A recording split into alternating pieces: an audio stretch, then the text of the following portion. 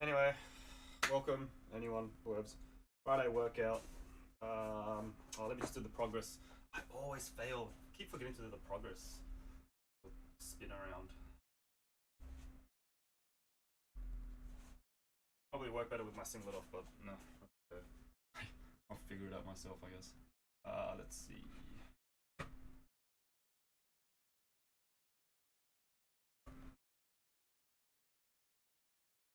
Alright, gonna get started. I got work in about hour, 2 hours and a half, so hopefully I'll be done within the hour. Give myself a little bit of extra time.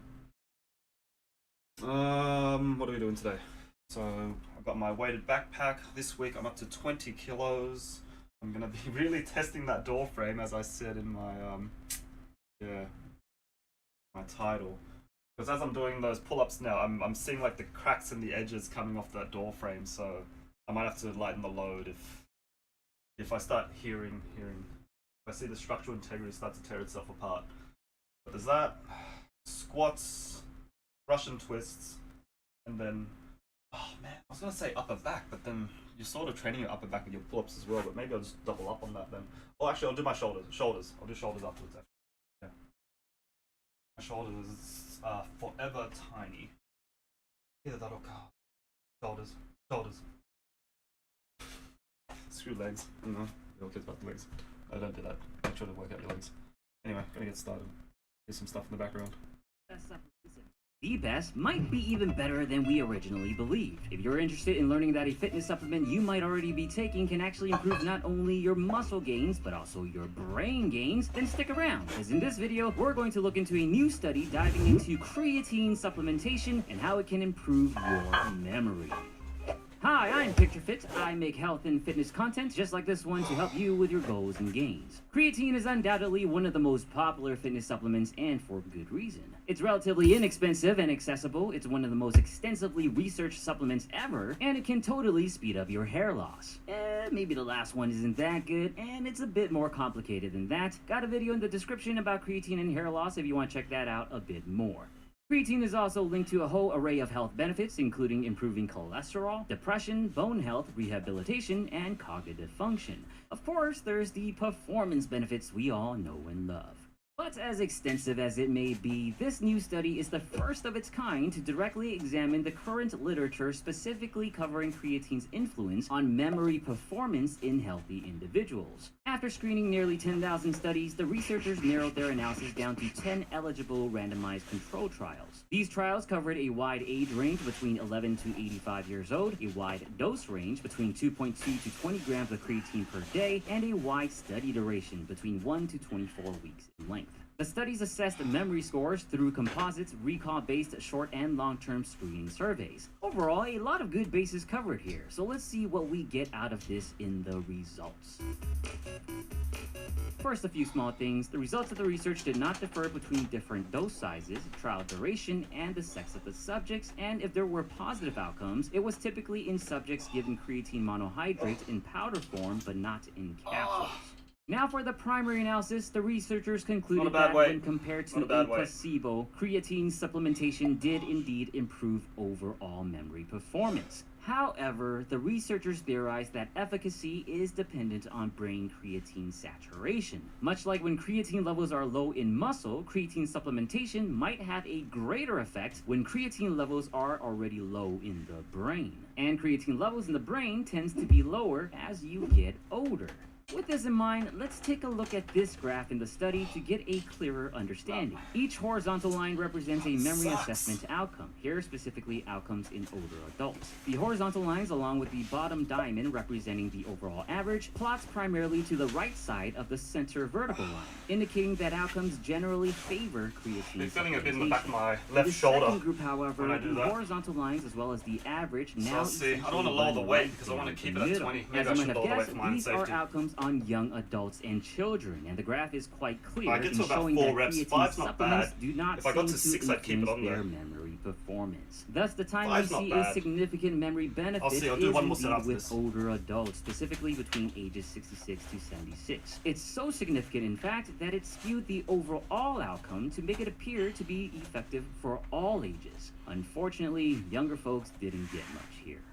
I'm sure you young adults are probably a bit bummed out about the findings, and truthfully, the results do seem pretty clear. However, in the off chance that it does help, especially if the theory of lower brain creatine levels playing a role is true, then that's just one extra bonus to the already long list of scientifically supported benefits we know about the, in my opinion, best supplement out there. For you older folks, first, thanks for getting your health information from a guy that doodles and talk funny. And second, it seems like yet another check off the list of reasons to take creatine. Of course, first check with your doctor to make sure nothing's amiss. For everyone, we'll sit back and see what future research holds for us. With any luck, studies will look more extensively into the brain creatine levels theory to see if low creatine levels in younger populations might produce more memorable results. I hope this video enlightens you either way, and again, if you're worried that your head might end up looking like my head, check out that hair loss creatine video in the description. As usual, I'll try to get Other to than 6 that, sets if you depending on enjoyed time. this video, please give it a memorable thumbs up and share it with your creatine-loving friends. Subscribe for more. As always, thank you for watching, and don't forget to... Beautiful bastards, welcome back to the Philip DeFranco Show. Buckle up, make sure you hit that like button, otherwise I will punch you in the throat, and let's just jump into it. Starting with, Ticketmaster may be the most hated company in the world right now. Why? Well, because I guess if you want to go to a Taylor Swift concert right now, it's going to cost you $50,000. So yesterday, people flocked to Ticketmaster, so excited. It's time to get tickets to Taylor's Eras Tour. And they were met Let's with go. Sub absolute 120 beats, I'll go to the unending next chaos. set. With 2,000-person long frozen queues, technical glitches, even just straight up crashes on the site, resulting in Ticketmaster having to release a statement saying they've received, quote, historically unprecedented demand with millions showing up. And I with might that, do the claiming next that they pull-up did set sell without the hundreds weights of just to see thousands if of maybe I tickets need a already. bit And of more of a unsurprisingly, warm-up. this resulted in hundreds of thousands, if not millions, of angry Swifties. Which makes sense because not only are they ticketless, people are trying to sell these tickets right now for $20,000 to $50,000. But the anger also wasn't just reserved for Ticketmaster. Taylor Swift herself also receiving backlash for agreeing to the dynamic pricing system that Ticketmaster uses. With people saying things like, I'm sorry, but having dynamic pricing for tickets is 100% on Taylor Swift. I don't care if people get mad at me for this. She knows the demand is insane for tickets, and it literally gives Ticketmaster the opportunity to price gouge us. And even do-everything dude Hank Green chiming in saying in a tweet, does everyone know that a good chunk of the Ticketmaster service fee goes to the artist, or is that something I know because I'm in the industry? Later clarifying that Ticketmaster always collects these fees, but only gives a cut to the largest of acts. It's not the little guys, but a very probably Taylor Swift. Though, like I said, a lot of the focus was on Ticketmaster, with even the likes of Representative Alexandria Ocasio-Cortez choosing this moment to speak out against them, saying in a tweet, daily reminder that Ticketmaster is a monopoly. Its merger with Live Nation should never have been approved, and they need to be reined in. Break Okay, them up. yeah, To which just the someone weight. responded, you couldn't get tickets either. see how I But go to the the next, legal and political side of this set. doesn't come out of nowhere. Right? Last year, Democratic representatives reportedly sent a letter to the acting chair of the FTC asking them to revisit the 2010 merger and saying that it has strangled competition in live entertainment. This also isn't like the first time Ticketmaster has struggled to meet the demand of ravenous pop fans. Last December, Adele fans experienced glitches when trying to purchase tickets, so at that time, Ticketmaster blaming Amazon Web Services. Also, Olivia Rodrigo fans reported scalpers reselling tickets for like $9,000 when technical difficulties prevented fans from buying tickets at lower prices. And so with the unimaginable popularity of Taylor Swift, the numbers get even crazier. Yeah, main things, if you got the tickets, congratulations, consider yourselves lucky. And if you didn't, to all the Taylor Swift stands out there, I have to say, even though you have been saying it for about a month, in this specific situation, you are not the problem. It's not you. I can't speak to all the other problems though. But also, if you have any thoughts or experiences around just this clusterfuck, please share in those comments down below. And then America's finally going back to the moon, which is wild because y'all, it's been more than 5 decades since Neil Armstrong stepped foot on the lunar surface with those historic words. And now, all these years later, NASA's looking to send the first woman and next man back there again, with last night's Artemis 1 launch being the first step toward that. You're the SLS rocket, the most powerful ever built by the agency, standing at over 300 feet on the launch pad. Its 4 engines and 2 boosters, giving it 8.8 million pounds of thrust, almost as much as what goes... Wow, what the fuck is that script? Jesus Christ, Chris. I asked you to give me a simple space story for the people. Here is the line that Chris wrote for me. It's 4 engines and 2 boosters, giving it 8.8 million pounds of thrust, almost as much as what goes on in my bedroom every day. Jesus Christ, Chris. But despite its impressive size, this was all just a test flight. There was no crew on board, though. It was carrying the Orion spacecraft, which will carry people during future missions. And also a key thing with this is actually the timing. This launch has been plagued with technical hiccups. It was actually supposed to take off in August, but it kept getting aborted last minute, which is why when this countdown finally began, you had people biting their nails, but ultimately we watched. 3, 2, 1. Boosters in ignition. And liftoff of Artemis 1. We rise together back to the moon and beyond. with it now hurtling toward the moon, where it'll reach orbit on Monday, circle around for a couple of weeks, and then return to Earth. And as far as what comes next, the second Artemis mission is going to carry 4 astronauts to the moon, but also not land. You're doing that squats. is scheduled for 2024, and then Or in anything. 2025, the third mission will put What humans resistance on the moon bands are great surface for the is, first time since 1969. resistance though during that the date is also contract- expected to get pushed back. But then concentric after all and that, eccentric Congress wants phases, NASA so to not- keep launching SLS not just the rockets down once part, every but year, the up part as well, indefinitely, not just with the the goal push there part, being to but the establish pull a part as permanent well. human presence on the moon, where we'll have You're an working your orbiting muscle through outpost both called phases. Gateway that'll support operations on the Also, when surface you and deep put it space around your knees, you exploration, sort as of well as have a moon base where working your astronauts will glutes a little live bit and work, more. including a So lunar I've got to hold cabin, it out. mobile home, and a rover. And meanwhile, all of this Yeah. is happening alongside The weight of parallel that back efforts just make it from a bit China, more which harder. is seeking to put people on the moon this decade, with them also planning to build a lunar research Sub station 120 with an beats, and I'll orbiting start the outpost next just set. like the U.S. And a key notable thing here is this year they also completed their Tiangong space station, which is unmistakably a rival to the ISS. And the final thing I'll mention here is that both countries have and share the long-term objective of putting people on Mars, with the moon being seen as a springboard for that, which is also why you have so many people calling this the second space race, which I guess makes sense because everything repeats and it kind of feels like we're in the second Cold War right now. So yeah, I don't know, all this news makes me feel like For All Mankind is just predicting the future, which by the way, if you haven't watched that series, definitely do. It took me like 2 or 3 years to finally go, yeah, I'll watch it. Amazing. But with all that said, I do want to pass the question off to you. What are your thoughts here around this second space race? And then abortions after 6 weeks are no longer illegal in Georgia, at least for now, with a judge now overturning the state's ban, ruling that it was unconstitutional. So some key things here. Georgia's abortion law is one of the strictest in the country, banning the procedure after 6 weeks before many people even know they're pregnant. Though Cheers, there are Sleepy. exceptions for when a doctor deems a pregnancy medically I'll get futile onto for that victims of rape, later. and as though that Either has by to the have end been or when I reported get to to the law ab workout. enforcement. But very notably here, that law was actually passed back in 2019, and as a result, it was blocked. Thanks for until the always Supreme making Court sure I- overturned Roe, with the measure officially I taking do effect more than in what I- July. So as a what I result, you said I have would, to I ban guess. filing a lawsuit. And in this new decision, Fulton County Superior Court Judge Robert McBurney argued that because the law went against the Constitution and Supreme Court precedent when it was drafted and approved in 2019, it is not valid. Writing at that time, everywhere in America, including Georgia, it was unequivocally unconstitutional for governments, federal, state, or local, to ban abortions before viability. So with this ruling taking immediate effect statewide, abortion access in Georgia has now officially reverted to its pre-ban status, which allows for abortions up to 22 weeks of pregnancy. While this move is absolutely massive, the key thing here is that it's for the time being. That's the phrase that pays with the story, because already state officials have filed an appeal with the Georgia Supreme Court. But if the court does uphold McBurney's ruling, there's nothing stopping Georgia's legislature and Republican governor from just passing more Right, restrictions. shoulders And much that's something better. that the judge himself even acknowledged in his decision, saying the same exact Just ban need a may bit of a someday warm-up. become the law of Georgia in the post-Roe world. Hey, So now, Frank. another key thing is that some very prominent and How powerful are you this anti-choice groups like Georgia Right to Life, saying lovely the decision Sydney shows that morning? legislative action alone cannot be the only method to restrict abortion, and that a constitutional amendment is needed to shield this from judicial review. Which I think, if anything, serves as an important and fantastic reminder that in every election, right, every 2 years, abortion is on the ballot in a post-Roe world. Right, at first, it was Oh, about I just states' saw rights, that. and then after Roe got overturned, Oh, it I was like see. I states' see how it rights. is. Why not go for the whole fucking ball game? It took Lindsey Graham 2 seconds to be Thanks like, for I the got jumping nationwide squats. ban I'll right add that here. at Those the end weren't even too. the most restrictive ideas being proposed. this will be Hey, fun. there are going to be some people that love that idea, but also I think these midterms show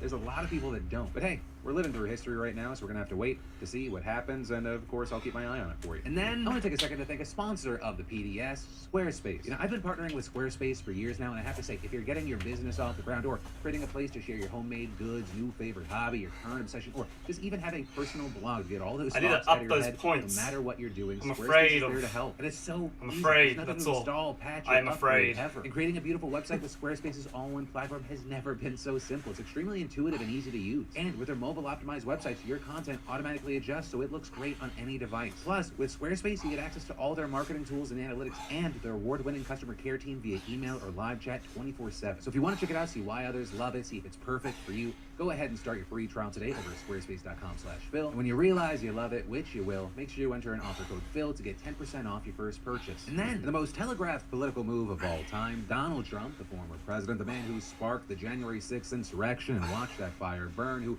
tried to undo democracy so he could stay in power, who said of his vice president, who wouldn't go along with him undoing democracy, that he deserved it when his followers were chanting that he should be killed, that he should be hung. He announced that he is running for the presidency in 2024. While not universally wanted by Republicans, this was expected. Right before the midterms, he wouldn't shut up about his big announcement that he was going to make on November 15th. This, even though Republicans are worried that it's going to hurt their chances in the runoff election in Georgia. But still, Trump moved on, speaking from Mar-a-Lago, which, in case you forgot, is literally the scene of a possible crime and was raided by the FBI just 3 more months ago. sets. And there, Trump Let's delivered a start the long, next one. rambling speech full of the same Second half. predictable inaccuracies and outright lies. To the point where it really doesn't even make sense to play any of it. It's exactly what you'd expect and exactly what we've seen a million times before. And that's something that we're going to try and figure out how to navigate over the the next 2 years, right? Even though he is not currently president, there are certain situations, still there. topics, and things where it's going to be unavoidable not to talk about him. But at the same time, we don't need My to plans for that needlessly tub give is oxygen to his fires. finally doing an ice bath. That will always be burned. I'm going to try and navigate it properly. I know But that I'll probably I'm do it not at the end of the year or something like that. But this mindset also Maybe when I'm something that was hungover, embraced by much of the just so it media can wake last me night. up. With broadcast news at large basically being like, okay, you saw the announcement,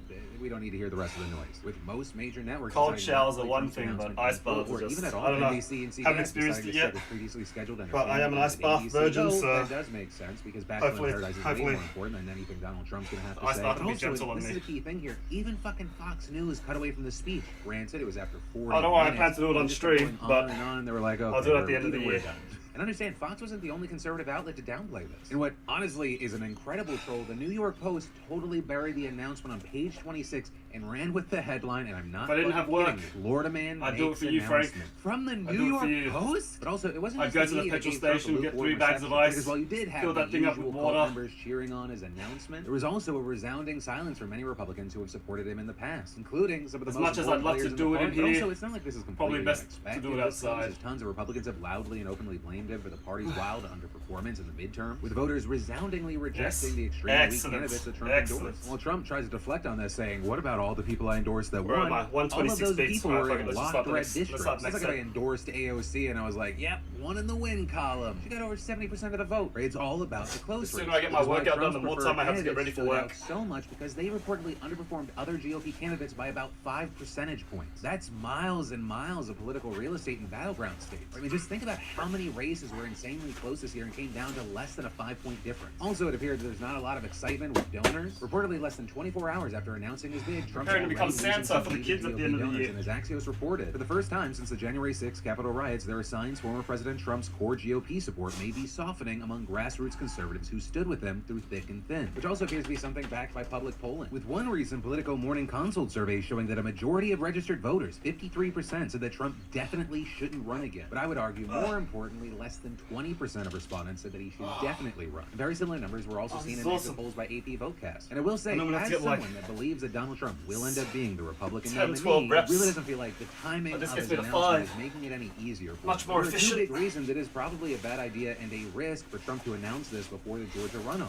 One, Donald Trump immediately connects himself to the runoff and Herschel Walker even more than before, Ugh. which Republicans are worried will result in more Democrats My showing up YouTube's to being polls. And two, if Herschel rated Walker by loses, it makes it best adult undeniable dating that Trump sites. is toxic, with many likely seeing Need to delete comments.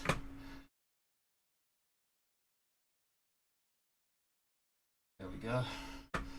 No more adult dating sites for you. this is just a taste of what's to come in 2024 if he's the nominee. But possibly Donald Trump is betting on Herschel Walker winning, which he thinks may bolster him. Though honestly, I don't know if it's really that thought out. I think Donald Trump has made it very clear that he is a selfish, egomaniacal asshole who cares more about his future than that of the party. Which is also something we've even seen said from former Trump fans. I mean, even Candace Owens was recently speaking out. Though I will say, and this is a key thing, the grift is strong with many of these people, so it wouldn't be surprising to see anyone 180. But also regarding Trump announcing just ridiculously early, according to multiple reports, Trump's friends and advisors say that he made this announcement unusually early because he wants to get ahead of the many potential indictments that he faces from the multiple criminal investigations that he's under, with him allegedly hoping this will bolster his claims that the state and federal investigations against him are politically motivated. An attempt to make himself look like the victim to his core base, which it's not even like a stretch to say that. Last night he said, "I am a victim." But understand, he is not a victim here. He's been investigated and search warrants have been served and evidence has been found. This is what accountability looks like, which, by the way, I don't think that he's going to be held accountable. I genuinely believe that it's going to come down to the people. Again, it's going to come down to the vote. And the people feigning now that they don't support him, understand. Many, most, almost all will get in line if he becomes the nominee. They'll say, "I don't like Donald Trump, but hey, like I often say when I give my opinion and predictions on things, I am more than happy to be proved wrong here, and ultimately time will tell." And then, it's been a wild, scary 24 hours in Eastern Europe. Yesterday we found out that Poland more out of sets. nowhere was hit by 2 missiles with 2 people dying, which I know we're looking at more horrible numbers everywhere, but this was like a fucking giant red Hey, flag. Kosha. With Poland How you going being this hit, morning? They're a NATO member. Any attack on a NATO member is treated like an attack on every other member. And Cheers for initially, the popping intel in. coming out from Poland, NATO, and the US indicated that it was 2 stray Russian missiles and very unlikely to be intentional. But here's the thing, even if it was an accident, it would be a sign that Russian aggression was was recklessly out of hand, there would be a You up huge to much today, provocation. Kosha? And this got to the point where it was looking like Poland was just going to invoke Article 4 of surfing NATO, Twitch. which is when they demand all members get together to Training? discuss what to Do do any next. training? And that's usually followed by a Always lot interested more in troops people's and training weapons to the regime. region and maybe even further action. However, by late evening, NATO leaders, including President Let's see, Biden and 150. Poland's president, came out and clarified start the that next on set further at review, it was 130 actually beats. likely 2 Ukrainian missiles, with the Polish president even calling this an unfortunate accident. It's believed that the 2 rockets were part of a Ukrainian anti-missile defense system and probably missed their target while defending against Russia's biggest missile attack against Ukraine, with that attack actually being why NATO members are still blaming Russia for this. And the Dutch Prime Minister saying this would not have happened without Russia's horrific missile attacks. Sup, you beautiful bastards! Welcome back. The Ukrainian anti-missile defense system and probably missed their target while defending against Russia's biggest missile attack against Ukraine, with that attack actually being why NATO members are still blaming Russia for this. And the Dutch Prime Minister saying this would not have happened without Russia's horrific missile attacks against Ukraine. Right? If Russia weren't just bombing any and every civilian infrastructure, there wouldn't be a need for Ukraine to launch missiles in defense. Or the kind of thinking that if like someone tried to stab you with a knife and you tried to defend yourself but you accidentally clip someone else, you wouldn't be the one to blame because you were trying to save your life from an aggressor. But either way, while tensions remain high in the region right now, it's clear that Russia is not going to stop its war, and it is leading to collateral damage even outside of Ukraine. In other ways, things have calmed down a little, like the fact that Poland is no longer invoking NATO's Article 4. But that is where the good news, or really it's not even that, it's more the silver lining ends. Because this horrible situation keeps inching and inching itself closer to being an even bigger fucking mess. All because the Here's a key thing that everyone should know, whether or not you're talking about flexibility or not. Your nervous system controls your muscles. It's what gets your muscles to contract. Within your spinal cord, you have a category of neurons, nerve cells, that are called motor neurons. To be precise, they are lower motor neurons because they're in your spinal cord. We call them lower to distinguish them from the motor neurons that are in your brain up in your skull. Those lower motor neurons, hereafter I'll just refer to them as motor neurons. If I want to talk about the other kind of motor neurons, I'll say upper motor neurons. So if I say motor neurons, I just mean the ones in your spinal cord. Those motor neurons send a little wire or set of wires out to your muscles. And that creates what's called a neuromuscular junction, which just means that the neurons meet the muscles at a particular place. Those neurons release a chemical. That chemical is called acetylcholine. Some of you may have heard about acetylcholine before. Acetylcholine also exists in your brain and does other things in your brain. Mainly, it's involved in focus and attention. But at the neuromuscular junction, the release of acetylcholine from these nerve cells, these neurons, onto the muscles causes the muscles to contract. When muscles contract, they are able to move limbs by way of changing the length of the muscle, adjusting the function of connective tissue like tendons and ligaments. And for instance, if you're bringing your wrist closer to your shoulder, that biceps muscle is contracting, it's getting shorter. In reality, it hasn't gotten shorter overall, it's just temporarily shorter, of course. All of that is controlled by neurons. And it's those motor neurons from the spinal cord that are really responsible for the major movement of your limbs by way of causing contraction of specific muscles at specific times. So the key thing to take away is that nerve controls the contraction of muscles. Now, within the muscles themselves, there are nerve connections. And these are nerve connections that arise from a different set of neurons in the spinal cord that we call sensory neurons. The sensory neurons exist in a different part of the spinal cord, and they send a little wire or set of wires into the muscles. And there's a particular kind of sensory neuron that comes out of your spinal cord and into your muscles, which are called spindle neurons. They create, or they actually wrap around muscle fibers, corkscrew around them, and give it kind of a spring-like appearance. If for you aficionados out there, these are intrafusal connections or neurons. Intrafusal means within the muscle, but you really don't need to know that unless you're really curious about it, or you're going to become a neuroscientist, or you're in medical school or something. These spindle connections within the muscle that wrap around the muscle fibers sense the stretch of those muscle fibers. So now we have two parts to the system that I've described. You've got motor neurons that can cause muscles to contract and shorten, and we have these spindles within the muscles themselves that wrap around the muscle fibers, and that information is sent from the muscle back to the spinal cord. It's a form of sensing what's going on in the muscle, much in the same way that you have neurons in your eye that sense light in your external environment. You have neurons in your ear that sense sound waves in your external environment. You have neurons in your spinal cord that are sensory neurons that are sensing the amount of stretch in the muscles. What happens is if a given muscle is stretching really far, those sensory neurons, those spindles within the muscle, will activate and will send a electrical potential, literally a bit of electricity along that wire's length into the spinal cord. And then within the spinal cord, that sensory neuron communicates through a series of intermediate steps, but to the motor neuron, and make sure that that motor neuron contracts. Why would that be useful? Well, what this does is it creates a situation where if a muscle is stretching too much because the range of motion of a limb is increased too much, then the muscle will contract to bring that limb range of motion into a safe range again.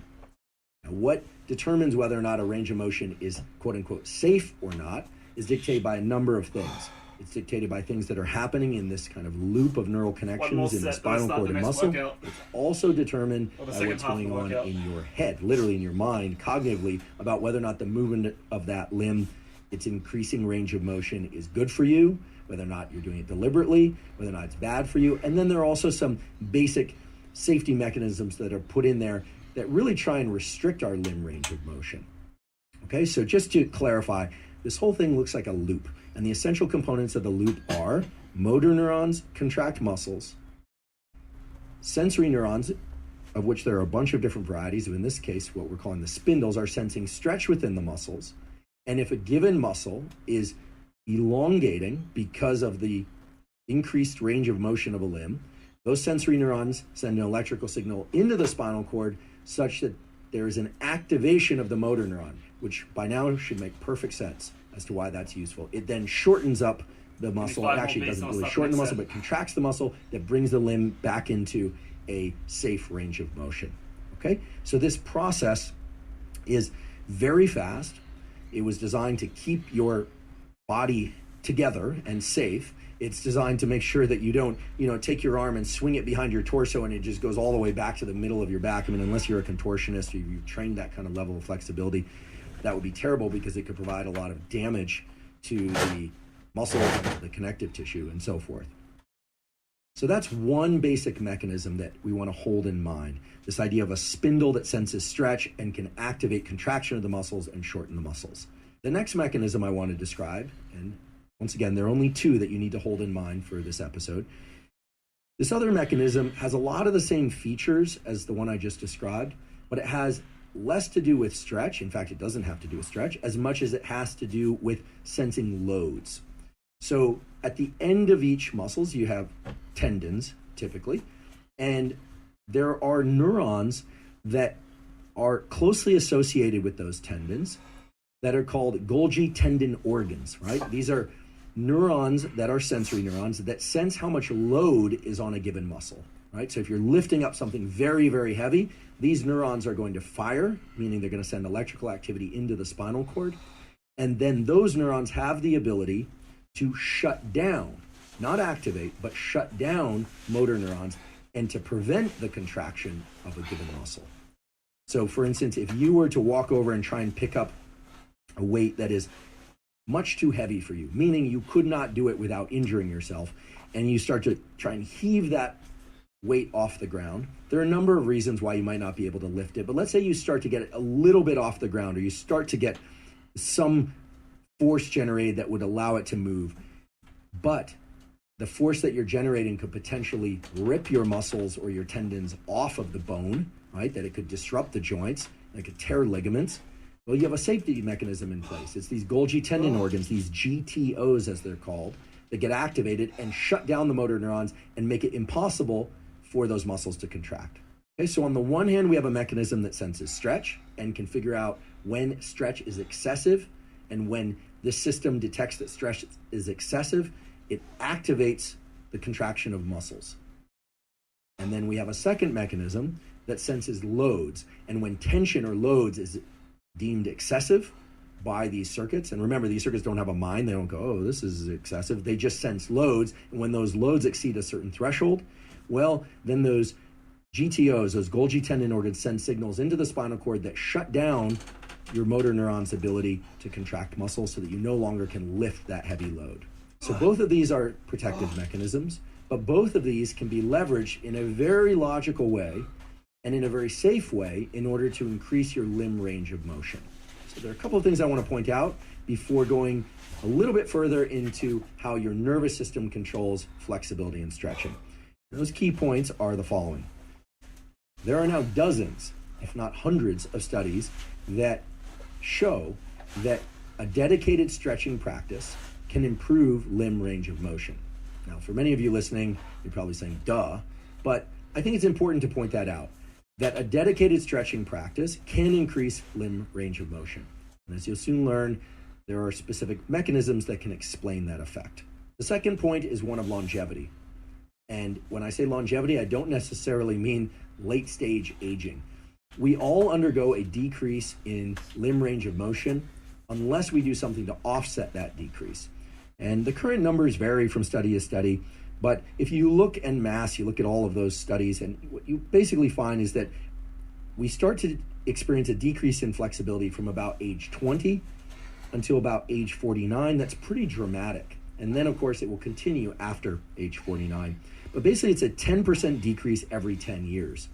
So we could say it's a 1% decrease per year, although it's not necessarily linear. What do I mean by that? Well, it's not necessarily that on your 21st birthday, you are 1% less flexible than you were on your 20th birthday, and it decreased by 1% per year. Some of these changes can be non-linear. So you can imagine the person who's doing just fine in terms of flexibility between 20 and 30, and then they get to 32 and suddenly they've lost 5% of their flexibility. Now, of course, there will be a ton of lifestyle factors. If you're a regular practitioner of yoga, if you have a dedicated stretching practice, if you're doing other things to improve your muscle contractibility, so you're doing resistance training, it turns out can actually indirectly improve flexibility. There are a number of different factors, but the key point is that maintaining some degree of flexibility and maybe even enhancing range of motion and flexibility is of immense benefit for offsetting injury, provided it's not pushed too far. There are a number of people who have pushed their limb range of motion so far that they experience all sorts of injuries, both acute and chronic injuries. Today we'll also talk about how to avoid those scenarios. Okay, so we've established that there are mechanisms within the spinal cord, muscles, and connective tissue. Those, remember, it's the motor neurons, the spindles, the GTOs, and of course the muscles themselves, and connective tissue, tendons, but also other forms of connective tissue, that establish whether or not a limb is going to stay within a particular range of motion or not, and whether or not a limb is going to be allowed by the nervous system to pursue or handle a given load, a given tension. There are also mechanisms that arrive to the neuromuscular system from higher up in the nervous system, from the brain. And those mechanisms involve a couple of different facets that are really interesting, and I think that we should all know about. In fact, today I'm going to teach you about a set of neurons that I'm guessing 99.9% of you have never heard of, including all you neuroscientists out there, if you're out there, and I know you're out there, that seem uniquely enriched in humans and probably perform essential roles in our ability to regulate our physiology and our emotional state. So within the brain, we have the ability to sense things in the external world, something we call exteroception, and we have the ability to sense things in our internal world, within our body, called interoception. Interoception can be the volume of food in your gut, whether or not you're experiencing any organ pain or discomfort, whether or not you feel good in your gut and in your organs. That's actually, kind of feeling, I feel great, I feel sated, I feel relaxed. Those are all different forms of interoception. The main brain area that's associated with interpreting what's going on in our body is called the insula, I-N-S-U-L-A. It's a very interesting brain region. It's got two major parts. The front of it is mainly concerned with things like smell and to some extent vision and to some extent other things that are arriving from the external world and combining with what's going on internally and making sense of that, of all that, or at least routing that information elsewhere in your nervous system to make decision. Like if you smell something good, to approach it, or if you smell something bad, to avoid it. The front of the insula is really doing all of that kind of stuff, along with other brain areas. The posterior insula, the back of the insula that is, has a very interesting and distinct set of functions. The posterior insula is mainly concerned with what's going on with your somatic experience.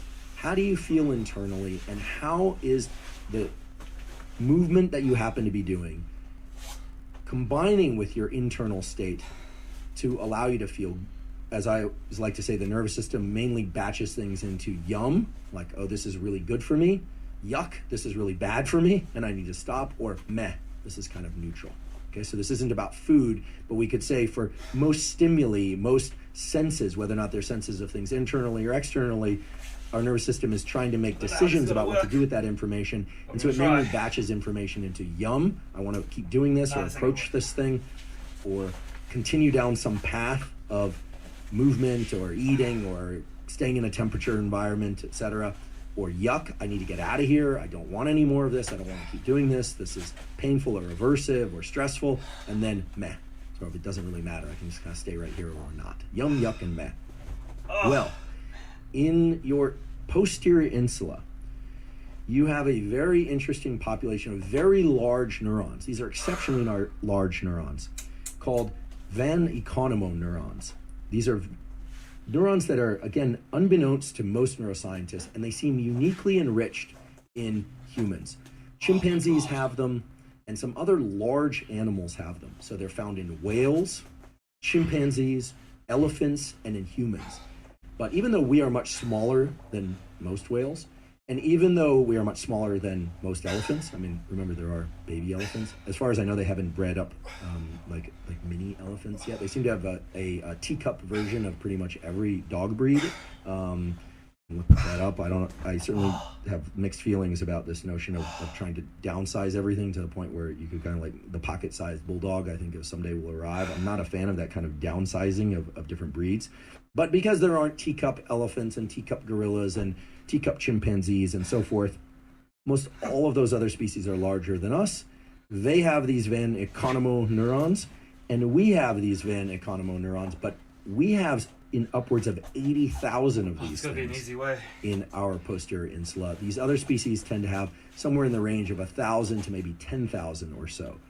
Why is that interesting? Well, these Van Economo neurons have the unique property of integrating our knowledge about our body movements, our sense of pain and discomfort, and can drive motivational processes that allow us to lean into discomfort and indeed to overcome any discomfort if we decide that the discomfort that we are experiencing is good for us or directed toward a specific goal.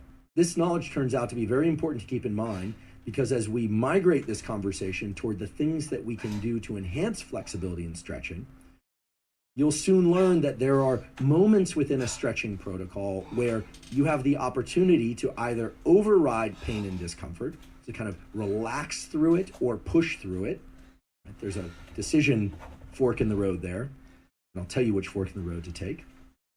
Or to say, relax through it. I'm not going to do that. I'm going to allow these natural reflexes of the spindle to kick in and just essentially stop me from stretching if a given limb isn't designed or shouldn't be stretched that far.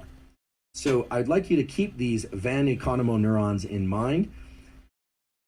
I should mention they're named Van Economo because the guy, Constantine Van Economo, that discovered them at the end of the 1800s, early 1900s, decided to name them after himself, as many scientists do, or certainly the neurologists and physicians are famous for naming things after themselves. These Van Economo neurons turn out to be very important to keep in mind as we embark on our exploration of what sorts of stretching practices can be best applied to increase flexibility. Because whether or not you undertake a mild, moderate, or intense flexibility training, you will no doubt encounter a scenario at some point where you will have to ask yourself, do I quote unquote relax into this stretch, or do I try and push through just a little bit of discomfort? And I'll explain how to gauge that decision in a very specific and ideally safe way. And I'll give you some tools that will allow you to make that decision in the way that best preserves the integrity of those neural circuits that I described earlier and can keep you safe. These Van Economo neurons sit in the exact position that one would want to be able to evaluate what's going on in the body, in particular what's going on in terms of limb movements, how that relates to our feelings of discomfort. And then there's the other aspect of these Van Economo neurons, which is that these Van Economo neurons are connected to a number of different brain areas that can shift our internal state from one of so-called sympathetic activation. So this is a pattern of alertness and even stress, sometimes even panic, but typically alertness and stress, to one of so-called parasympathetic activation, to one of relaxation. Oftentimes you'll hear that stretching should be done by relaxing into the stretch. Well, what does it actually mean to relax into the stretch? Well, these Van Economo neurons sit at this junction where they're able to evaluate what's going on inside our body and allow us to access neural circuitries by which we can shift our relative level of alertness down a bit, or our relative level of stress down a bit, and thereby to increase so-called parasympathetic activation and to literally override some of those spindle mechanisms, even the GTO mechanisms, but especially the spindle mechanisms at the neuromuscular and musculospinal junction. And in that way, gently, subtly override the reflex that would otherwise cause us to contract those muscles back. The reason that's possible is because your brain has those other kinds of motor neurons, the upper motor neurons, that can both direct, meaning control, and can override lower motor neurons. I'll give you a brief example of this that you've already done in your life and that we all have the capacity for. What I'm referring to is the monosynaptic stretch reflex. This is something that every first-year neuroscience graduate student learns, which is that if you were to step on a sharp object with a bare foot, you would not need to make the decision to retract your foot. You would automatically do that, provided you have a healthy nervous system. There are mechanisms in place that cause the retraction of that limb by way of ensuring that the proper muscles contract and other muscles do not contract. In fact, that they fully relax. Okay, so in the case of stepping on a sharp object, like a piece of glass or a nail or a tack, you would essentially activate the hip flexor to lift up your foot as quickly as possible. In doing so, that same neural circuit would activate a contralateral, meaning opposite side of the body circuit, to ensure that the leg, the foot that's not stepping on the sharp object, would do exactly the opposite and would extend to make sure that you don't fall over. All of that happens reflexively. It does not require any thought or decision making. In fact, humans without any neocortex, literally, who are decerebrate, or an animal that doesn't have, and when I say decerebrate, I mean lack a cerebral cortex, they can perform that because it's all controlled by circuits that are basically below the brain and in the spinal cord. There's a little bit of activation of circuits in the kind of deeper parts of the brain, but basically you don't need to think or decide in order to do that. However, if your life depended on walking across some sharp objects, let's say, let's make it a little less dramatic so it's not like the Die Hard movie or something where he has to run barefoot across the glass, although that's a pretty good example of what I'm describing here. But let's say you had to walk across some very hot stones to get away from something that you wanted to avoid. You could override that stretch reflex by way of a decision made with your upper motor neurons, your insula and your cognition, and almost certainly those Van Economo neurons, which would be screaming, don't do this, don't do this, don't do this, could shuttle that information to brain areas that would allow you to override the reflex and essentially push through the pain. And maybe even, in fact, even not experience the pain to the same degree or even at all. So these Van Economo neurons sit at a very important junction within the brain. They pay attention to what's going on in your body, pain, pleasure, etc. And that includes what's going on with your limbs and your limb range of motion. They also are paying attention and can control the amount of activation, kind of alertness or calmness that you are able to create within your body. in response to a given sensory experience. I sort of feel a little And bad. as I mentioned When before, I do they the Friday seem to be workout. uniquely enriched in humans. They seem It's to be before work. related to the So the patience. aspects of our evolution that They're not allow getting us to 100% of make me when I'm decisions treating them, about but what to do with our body make the in ways quality any that less other bad. I animals still do a good just job. simply can't. Before we go That's any what I further, do. I want to give you a practical tool Everyone that has you their can, bad of days. course, Even use, on my worst day, but I that still do a good will job. also give you insight and experience into your Professionalism, muscle I guess. spindle spinal cord circuit mechanisms. So what I'd like you to do is, if you're in a proper place to do this, you're going to stand with legs straight, meaning knees not bent, and you're going to try and touch your toes, or for some of you, that's going to be very easy, and you might even be able to put your hands flat on the floor. I don't have that kind of flexibility. It's pretty easy for me to touch my toes. I don't care if you round your back or not, although ideally I would say don't round your back, not because it's bad to do so necessarily, but just to try and keep this the same from trial to trial, as it were. So try and get a sense of what your range of motion is in terms of bending over at the waist while maintaining a flat back and trying to touch your toes or even touch the floor. Maybe, again, you can even go hands flat to the floor, maybe even far out in front of you. Okay.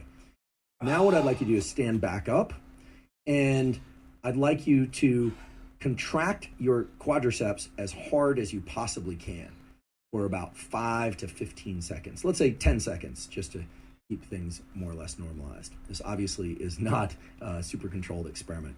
So to contract your quadriceps, for those of you that don't know, you're going to extend your lower limb out. So this would be like kicking, although don't do it too quickly. You're going to kick out your foot. You should feel your quadriceps contract on the top of your thighs, and you're going to try and Oh, my knees are consciously so bent. contract them as My hard as you knees. can. Okay, typically, if you want to point your toe back towards your knee or shin, that's also going to help somewhat to contract even harder and harder. Okay, so do that for about 10 seconds. A lot of you will do this just while standing. Contract, contract, contract. Okay, then release it. And then now, go ahead and repeat that stretch where you're trying to touch your toes or touch the floor. So this is, again, relying more or less on hamstring flexibility, among other things. Okay, what most of you will find is that you have an immediate increase in hamstring flexibility, or your range of motion has increased. If you didn't experience that, then I would encourage you to try and contract your quadriceps harder and longer, so maybe 20 or 30 seconds, and then try this so-called experiment again. Why would contracting your quadriceps allow your hamstring flexibility to suddenly increase? Well, the way that our muscles are organized is such that we have muscles that are antagonistic to one another. So Opposing our muscles. quadriceps and our hamstrings work in sort of a push-pull fashion, if you will. They can antagonize one another. So when you move your heel towards your glutes, you are using your hamstring. The hamstring obviously also does other things related to hip movement. And when you lift your knee, or when you extend your foot and contract your quadriceps, you are essentially relaxing the hamstrings. Of course, most movements involve both quadricep and hamstring in synchrony, and that synchrony is really an elegant one. But here we're more or less isolating the quadriceps from the hamstrings, at least to the extent that it can leverage these spindle stretch mechanisms. So what happens is when you contract your quadriceps hard, you are relaxing or releasing some of the stretch that's occurring in those intrafusal spindle sensory fibers going into your spinal cord. And as a consequence, you're able then to stretch your hamstrings further, or we can be more accurate and say that your range of motion about the hamstring and its related joints is greater when you aren't engaging that spindle reflex, which would cause the hamstrings to contract. Okay, so if you are somebody who has tight hamstrings, there could be a variety of reasons for that, but part of the reason is likely to be neural, and you can release that neural spindle reflex by contracting the opposite antagonistic muscle, which in this case is the quadriceps. The same thing is true and can be leveraged for stretching other muscles. So for instance, if you're going to do a tricep stretch, the typical kind of overhead where you grab your elbow and move it toward the midline of your body with the other hand, using your opposite hand. Well, you can do that, and then I would suggest trying to flex your bicep, contract your bicep, that is, while doing that. And for most people, you'll notice a increase in the tricep range of motion, or ability to kind of lean into or to relax into or to push that stretch, a little bit further. Now, for you physios out there and for those of you that have backgrounds in kinesiology, I want to acknowledge, of course, there are other mechanisms that are coming into play. There are actually neural connections within the joints themselves that are providing proprioceptive feedback, et cetera, et cetera. But this is simply to illustrate that part of our range of motion is determined by these spindle mechanisms that I spent some time focusing on earlier. And indeed, this approach can be leveraged toward creating increased limb range of motion, not just for the hamstrings, but for your quadriceps. So for instance, if you have tight quadriceps, you can do the opposite. You can contract your hamstring very intensely for, let's say, 10 seconds or 20 seconds or 30 seconds. So that would take some conscious effort of bringing your heel up towards your glutes. You could do that in a way that you're really trying to contract those muscles hard. You'd have to use some deliberate hamstring activation there, meaning you have to use those upper motor neurons and the other aspects of your upper brain power, as it were, to try and really contract your hamstrings as intensely as possible. Then you would relax that, and then you would do your quadricep stretch again. And if you did a pre-hamstring contraction measurement of your quadricep flexibility, and then you did a post-hamstring contraction measure of your quadricep flexibility, almost certainly you would find that that flexibility had increased. Now, of course, the muscle really didn't change much. The tendons didn't change much. What changed was the patterns of neural activation that were restricting you from, in the first case, stretching your hamstring, or having to be more accurate, we should say, to having a certain range of motion about the hamstring and its related joints.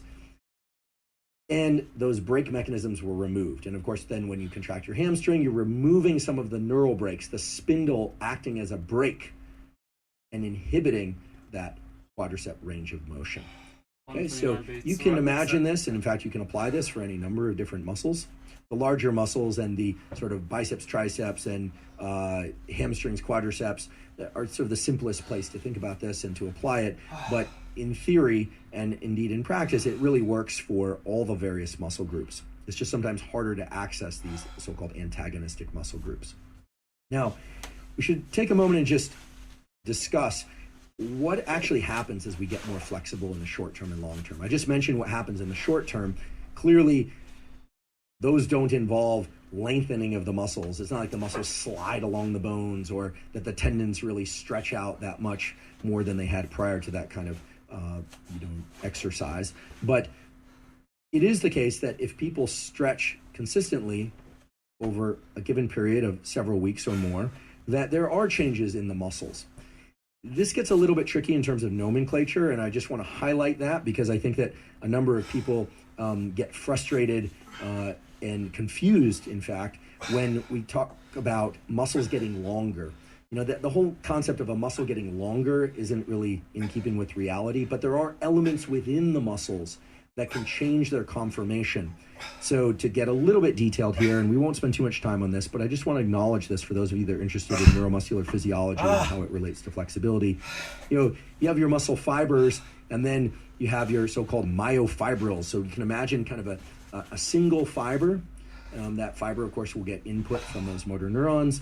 And then within those fibers, you have what are called sarcomeres. And you can kind of think about sarcomeres as little segments, kind of like the segments of bamboo. If you ever look at bamboo, it's not just one big stalk. It's got those little outpouchings along the way that kind of break up what would be just one big stalk of bamboo into different segments, but they're all connected. The sarcomeres are somewhat like that. And within the sarcomeres, you have a couple of different components. One is called myosin, which is like a thick layer, and then the other is actin. And those are interdigitated, as we say. They're kind of connected to one another, kind of like if you put your fingers together. Sort of one grabs onto the other one and pulls. If you put your fingers in between one another, that's interdigitated, literally interdigitated in this case, so pun intended. And the myosin and actin kind of move relative to one another, and they have a lot to do with your ability to contract muscles. When we stretch muscles, when we go through a stretching practice, there are a number of things that change, some neural, some related directly to connective tissue, but also it appears from really nice work, mainly done from McGill University, I'll provide a link to a couple of these studies if you want to dig in there more deeply, that change the conformation, the relative size and spacing of some of these things like sarcomeres and the way that myosin and actin kind of work together. But we don't want to think of muscles as lengthening. We can, however, think about the resting state of a muscle being slightly different, or indeed very different, than the resting state of a muscle of somebody or of a limb that has not undergone regular flexibility training. So that's as much time as I want to spend on that, because we could spend an entire hour getting right down into the details. But I do want to emphasize, however, that muscles have different parts. They have fibers, they have sarcomeres, they have myosin, they have actin. But the idea of making our muscles longer, that reflects a number of processes that occur basically within an existing muscle length. The length of our muscle bellies and where our insertions are relative to our connective tissue in our limbs is genetically determined, right? Some people have, for instance, a bicep that goes all the way from the crook of their elbow up to their shoulder, right? And some people can, if they were to put their arm at a 90-degree angle, could put 2 or 3 fingers between their bicep and their elbow. They have we can say a shorter bicep, relatively shorter. Now, the reason I mention these highly detailed cellular mechanisms is because as we start to embark on different protocols for using stretching to increase flexibility and range of motion, we need to ask ourselves, what is preventing our ability to extend range of motion? Is it the spindle, right? Is it because the muscle is stretching too much? Oftentimes it can be because of that, and or because of a sense of pain, or simply a sense that the muscle is not in a position that it's been in before, that's unrelated to pain or to spindle activation.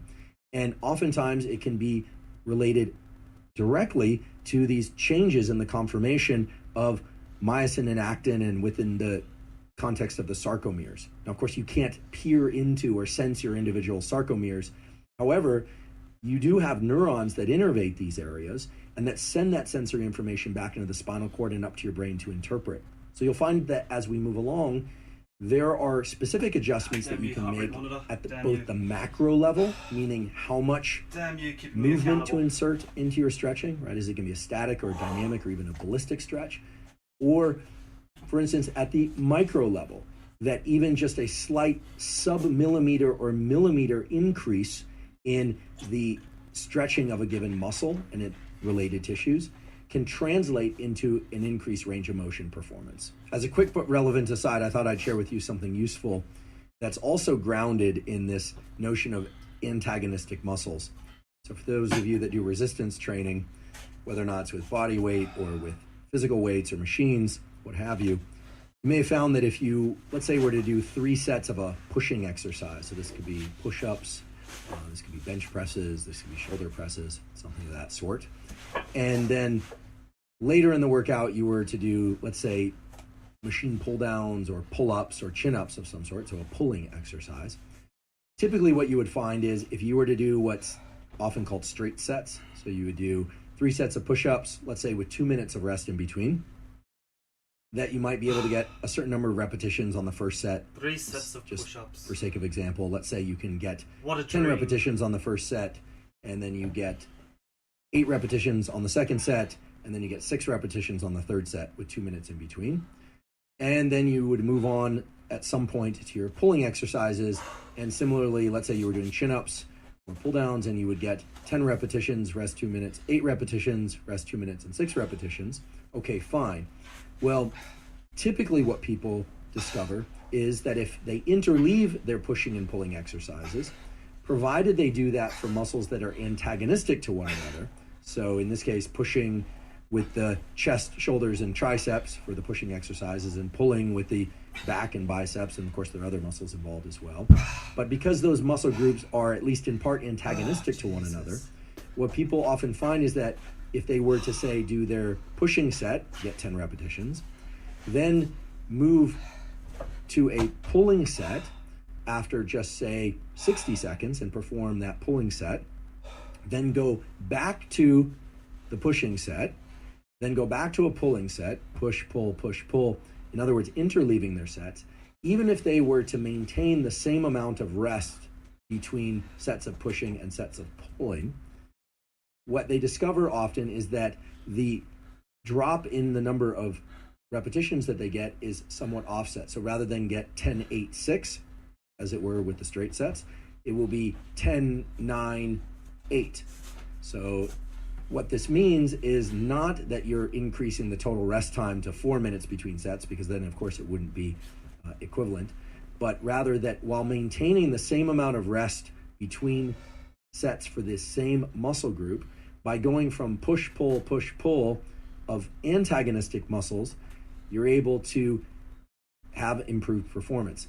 And the reason for that has everything to do with what we were describing before, which is that typically if you were to do push, set, rest, push, set, rest, push, set, rest, well, in between those sets, and in fact, actually during those sets of pushing, the pulling muscles that would be involved in the chin-ups or pull-downs, etc., are actually relaxing, or at least are being released of some tension, including the activation of the spindles, among other things.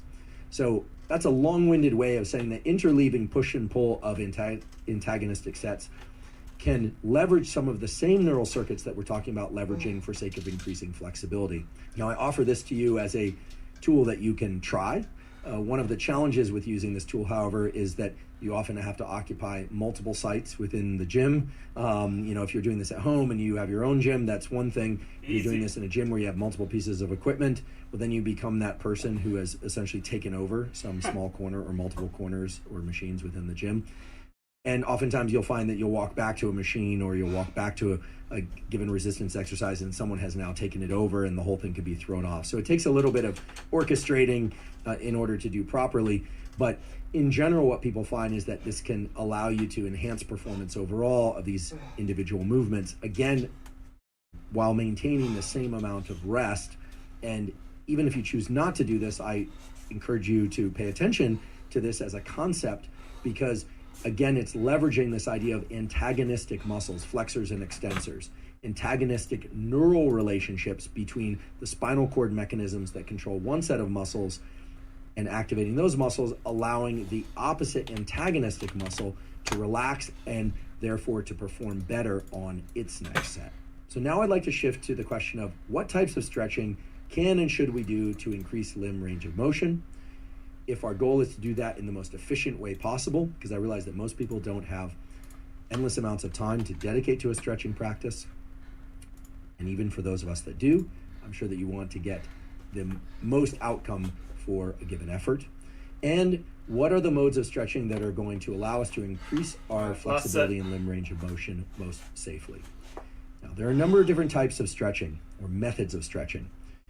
Broadly defined, we can describe these as dynamic, ballistic, static, and what's called PNF stretching. PNF stands for proprioceptive neuromuscular facilitation, and it involves and leverages many of the mechanisms that I described to you earlier.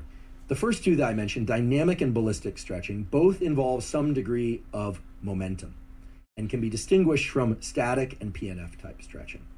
Now, to distinguish dynamic stretching from ballistic stretching, I like to focus on this element of momentum. Both involve moving a limb through a given range of motion. In dynamic stretching, however, it tends to be more controlled, less use of momentum, especially towards the end range of motion. Whereas in ballistic stretching, there tends to be a bit more swinging of the limb or use of momentum. So I invite you to visualize what dynamic and ballistic stretching might look like in your mind. You can even try it if it's safe for you to try it. You could imagine swinging your arm up overhead as much as possible and bringing it down. I'm doing this because I'm seated. It's kind of a ridiculous movement to do while seated, or perhaps at all. But for instance, you can see dynamic and ballistic stretching anytime someone, for instance, is holding on to something with one arm, or maybe not holding on and swinging out their foot. So essentially getting movement about the hip joint. And you'll notice that some people raise it up and pause it and bring it down. That's one form of dynamic stretching, whereas others will swing it up and sort of let it carry itself a bit further due to the momentum at the top of the movement, and then just let it drop back down, or maybe even control the descent. There is an enormous range of parameter space here, or variables that one could imagine. And there's just simply no way that we could subdivide all those. But again, dynamic and ballistic stretching both involve movement. So we have to generate some force in order to create that movement. Ballistic stretching involving a bit more momentum, or sometimes a lot more momentum, especially at the end range of motion. Now, both of those are highly distinct from static stretching, which involves holding the end range of motion, so minimizing the amount of momentum that's used. So to stay with a simple example that we are all now familiar with from our earlier discussion, slowly bending over at the waist and trying to touch your toes, or putting your hands to the floor and then holding that end position before coming up in a slow and controlled way, such that you reduce the amount of momentum to near zero, would be one example of static stretching. Static stretching can be further subdivided into active or passive, right? There are different names for these kinds of approaches. You can hear about the Anderson approach or the Junda approach. You can look these sorts of things up online. And again, people tend to name things after themselves. So some of these are proprietary, related to specific programs. I'm not focusing on those. Others come to be named after the physiologists or the practitioners that initially popularized them. As is always the case, there's always a naming and renaming and claiming of territory with these things. For the time being, I'd like to just emphasize that static stretching can be both active, where there's a dedicated effort on the part of the stretcher, you, to put force behind the hold to kind of extend, or literally to extend the range of motion. And then there's also passive static stretching, in which it's more of a relaxation into a further range of motion. And that can be a subtle distinction. And there are other ways in which we can further distinguish active and passive static stretching. But nonetheless, static stretching involves both those types of elements, active and passive, but is really about eliminating momentum. And then there's the PNF, the proprioceptive neuromuscular facilitation. And proprioception has several different meanings in the context of neuroscience and physiology. To just keep it really simple for today, proprioception involves both a knowledge and understanding of where our limbs are in space and relative to our body, typically relative to the midline. So the brain is often trying to figure out where are our limbs relative to our midline down the center of our body. And we know where our limbs are based on so-called proprioceptive feedback. So that's feedback that comes from sensory neurons, right? Now you know what sensory neurons, that are essentially monitoring or responding to events within the joints, the connective tissue, and the muscles, and within the deep components of the muscles, like the spindle reflex, and within the tendons, like the GTO, the Golgi tendon organ. So PNF type stretching leverages these sorts of mechanisms, these neural circuits, by way of, for instance, you would lie on your back, and if your goal is to increase your hamstring flexibility and the flexibility and range of motion of other related muscle systems, you might put a strap around your ankle and pull that muscle, or I should say, that limb towards you. You're not going to pull the muscle towards you. You can pull that limb, your ankle, towards you, try and get it sort of back over your head, and then progressively relaxing into that, or maybe even putting some additional force to push the end range of motion, and then relaxing it, and then actually trying to stretch that same limb or increase the limb range of motion without the strap, right? Sometimes these are assisted by other people. So people will even use loads. Sometimes they'll even use machines. There are a number of different apparati that have been designed for this. Sometimes it'll involve a training partner. That's right. There's a huge range of PNF protocols. Frankie, and you still there? Those protocols can be done both by oneself, jumping squats, with or without straps, with machines, with actual weights, or with training partners. If you're interested in the variation of exercises to, say, target your hamstrings versus your quadriceps versus your shoulders versus your chest muscles, etc., your neck muscles, and so on, there is an enormous range of information on dynamic, ballistic, static, and PNF stretches for all the various muscle groups. And I should say, there are some excellent books on those topics. There are also some excellent videos on YouTube and elsewhere. Nowadays, it's pretty easy to find exercises that allow you to target specific muscle groups. Again, I encourage you to be safe in how you approach this, and I would encourage you also to pay attention to the information that soon follows as to what sorts of protocols one would use to apply those exercises. But the number of exercises and the availability of those exercises for targeting different muscle groups with these 4 different kinds of stretching is both immense and, fortunately, thankfully, immediately accessible to all of us, often at zero cost. So specific exercises to target specific muscle groups aside, we've now established that there are 4 major categories of stretching, or at least those are the 4 major categories I'm defining today. And we can further divide those categories into which are the ones that are going to be most effective for Frank. increasing range of Thank you, motion Sleepy, in the long term, for the not just extra in workout. one individual session. And there have been a number of studies exploring this. I can list out at least 4, and we'll put those 4 as a kind of a cluster under one heading in the show note captions Oh, now you that come in. arrive at essentially the same answer, which is that Cheddar has for now made an increasing limb appearance. range of motion, it does appear that static type, including PNF, but static type stretching is going to be more effective than dynamic and ballistic stretching. So, at least to my mind, this is good news.